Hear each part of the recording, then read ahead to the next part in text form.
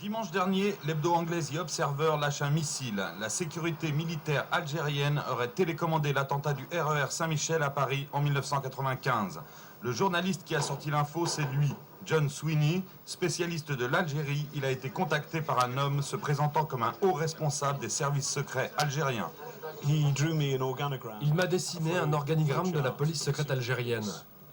C'était très détaillé. Nous avons vérifié son identité auprès du gouvernement britannique et ils nous ont confirmé qu'il était bien un responsable des services secrets. Devant le journaliste anglais, l'homme qui se fait appeler Joseph témoigne sur la guerre sale que livre l'armée algérienne à son propre peuple. Joseph affirme que les massacres de civils sont organisés par la police secrète, la sécurité militaire. Il explique que c'est une stratégie qui vise à terroriser des populations qui avaient voté en 1991 pour le Front islamique du salut. 3 semaines avant ses déclarations à l'Observer, Joseph, notre agent secret algérien, témoignait déjà sous un autre pseudonyme dans l'émission phare de la principale télé du Golfe. Je suis effectivement connu des services de renseignement algériens. J'en faisais partie.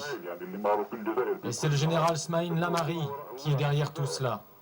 Et ça, tout le monde le sait en Algérie.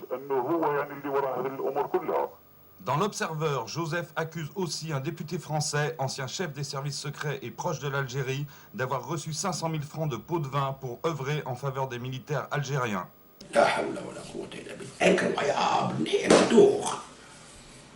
عندكم واحد الفيغوره كما يقول انسبكتور طالع وتعندك الفيغوره وتقابل بها وتزعل ما فهمتهاش انكرويابل هكذا تكتبوا هكذا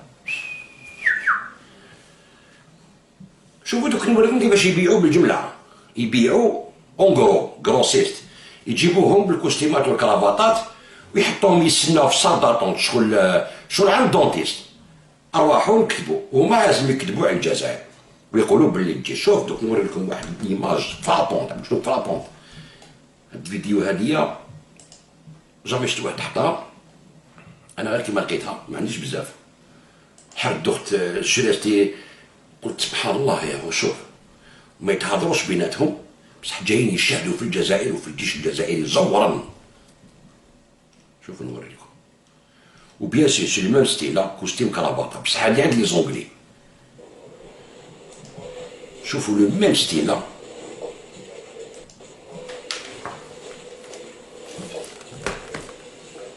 شوف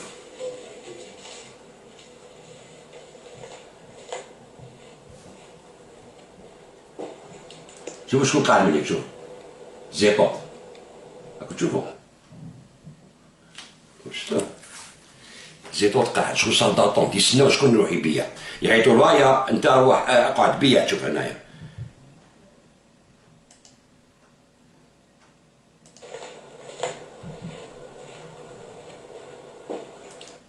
هاوليك شوفوا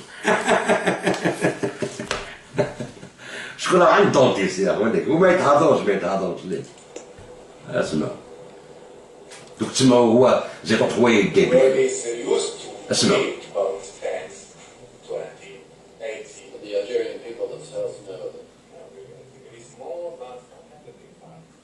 The army is responsible for the massacre. The army is carrying the massacres. Not simple soldiers, but very special units from the army who are carrying these massacres. What evidence do you have for this? The evidence that I have is the closure of these massacres to the barracks. It's دير لاشين باش تبيع يا ماشي تبيع باش تكذب على العسكر ديالك هذا يقولك army is responsible for the massacre.